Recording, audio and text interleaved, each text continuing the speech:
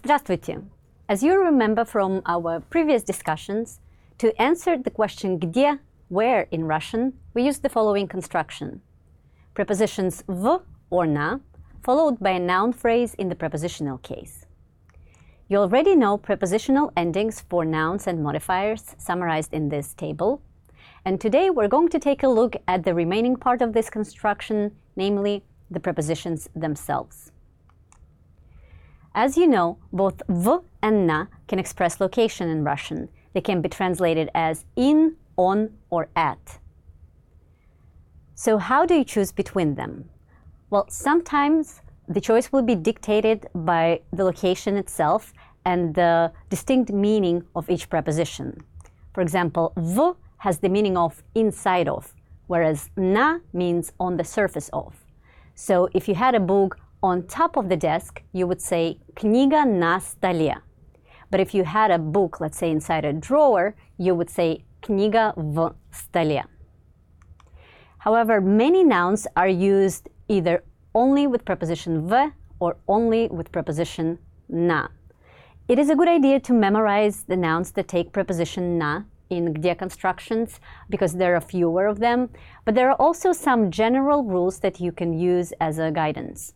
For example, v is typically used with closed or covered spaces. Think buildings and structures. В школе, в библиотеке, в магазине. Na, on the other hand, is used with open spaces. На улице, на площади, на стадионе. Na is also used when we talk about functions or events as opposed to buildings or structures. На работе, на концерте, на лекции.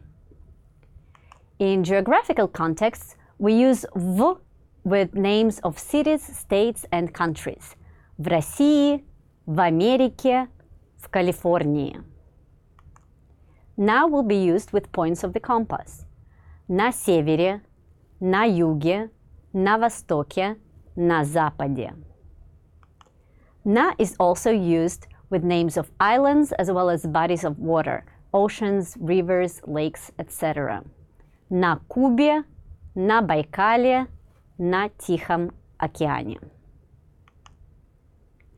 And to conclude our discussion of где constructions, I'd like to take a look at some of the verbs frequently used in this context. Why? Because all Russian verbs come with a certain grammatical baggage, the prepositions and cases they govern. And if you memorize this, you will have much better luck with accuracy with Russian cases. So as we go through these verbs, I will call them где verbs, try to pause and make a sentence with each one of them. Быть, бывать, жить, учиться, работать, заниматься, родиться, расти, вырасти и находиться.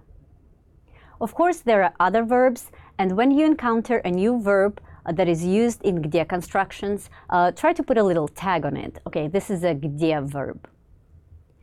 And this is all you need to know about the где constructions in Russian. До свидания.